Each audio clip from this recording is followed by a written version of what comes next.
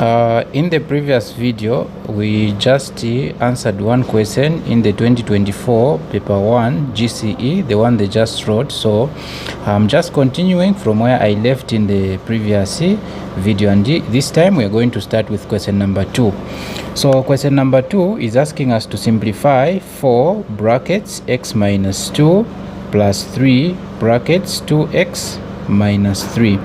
So this is a very simple question. So for us to be able to simplify this, the only thing that we are supposed to do is get rid of the brackets by expansion. So we are going to expand and get rid of the brackets. So we have 4 brackets x minus 2 plus 3 brackets 2x minus 3. So this is the question. So what do?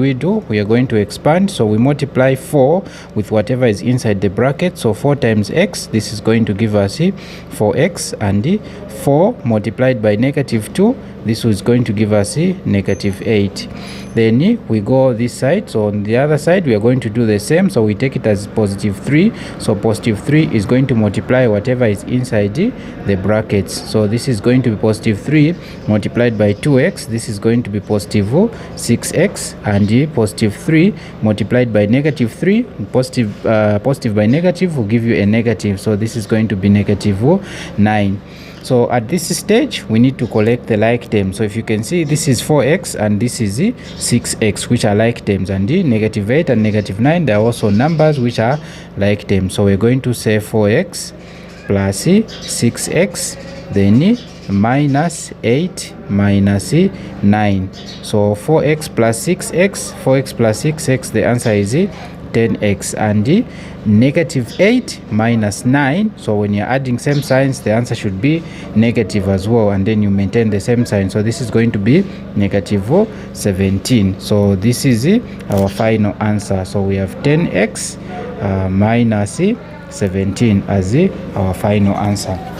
So we move on to question number 3.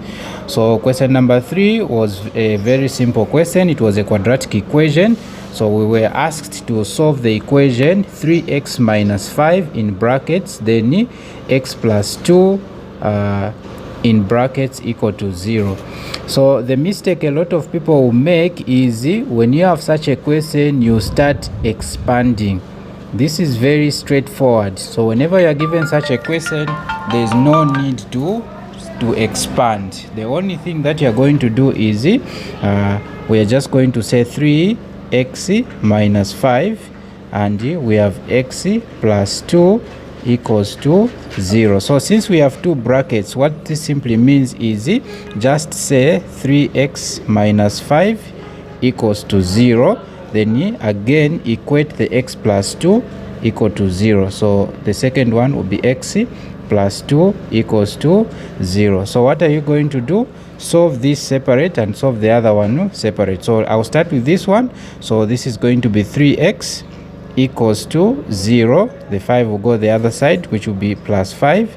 And this is going to be 3x equals to a 5. Then what do?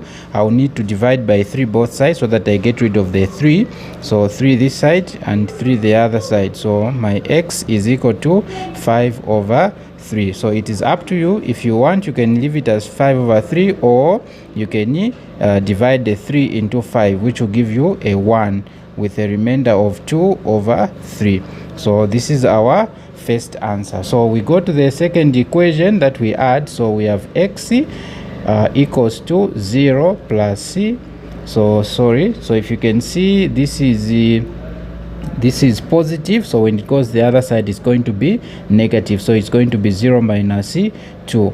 And our x is equal to 0 minus 2. The answer is negative 2. So our final answer is negative 2. So this question has two answers. So our final answer is x is equal to 2 over 3. And the second one is x equals to negative 2. So these are our two answers. So mind what I said earlier, no need to expand. So we move on with question number 3. So on question number 3, the question was asking us to factorize. So we are taught to factorize. So again, whenever you are factorizing, you need to be very, very careful, because we have different types of factorization. Now we have 7 x squared minus 7. So if I can see, the first thing that I'll do is let me do the normal factorization. I'll just check out what is common. So what is common in here? So what is common is 7. So I'll write 7, then brackets. What am I going to remain with when I take out the 7? So when I take out the 7, I'll say this is x squared minus 1. So this is what I have. Now, upon factorizing, after factorizing, don't be in a hurry to say this is the final answer. You have to check out what is inside the brackets. So what is it that you have in the bracket? So if you can see properly, this is x squared and there is minus here, then we have 1.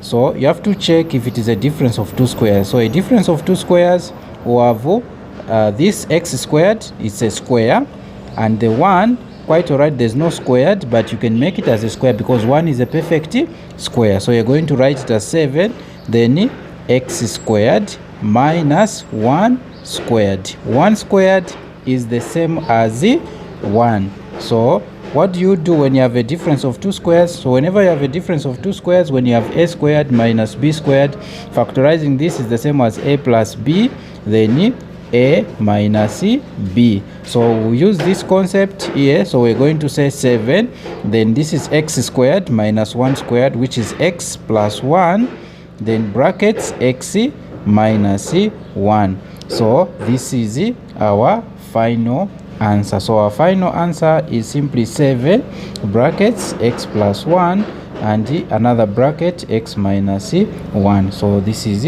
what we have. So we have the difference of 2 squares. Okay, we move on. So we move on now. This time we are going to question number 5. So question number 5 is a question which a lot of people also find challenges with. So when this question comes, a lot of people will get it wrong. So use set notation to describe the shaded region in the diagram, in the Venn diagram below. So the tricky, I'll just teach you something that you can be doing for you to be getting this question correct. So look at this set, look at this shaded set. So it's like we have this set, this is set B and this is set C. So what I can see from this myself is it seems as this whole lot of this was shaded. The whole lot of this set was shaded. So when they shade set B and set C, this whole lot of the set, you can describe it in set notation as B union C. So this is B union C. Now, if you can see properly here, it seems as if they have removed set A.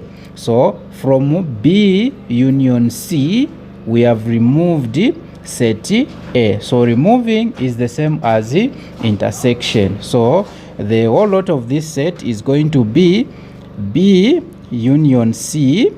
Now in B union C, we are removing set A, so which is intersection A complement. So A complement intersection B union C will be the answer. A complement intersection B union C. This is going to be the answer. So whenever you're given such question, the only thing that you need to do is check out what they are removing from a particular set. So we have B union C. From B union C, they have removed set A, which is A complement. So A complement, then the set where we have removed the A is B union C. So it will be A complement intersection B union C. So that is the answer for question number 5. So in the next session, we are going to look at question number 6 going onwards.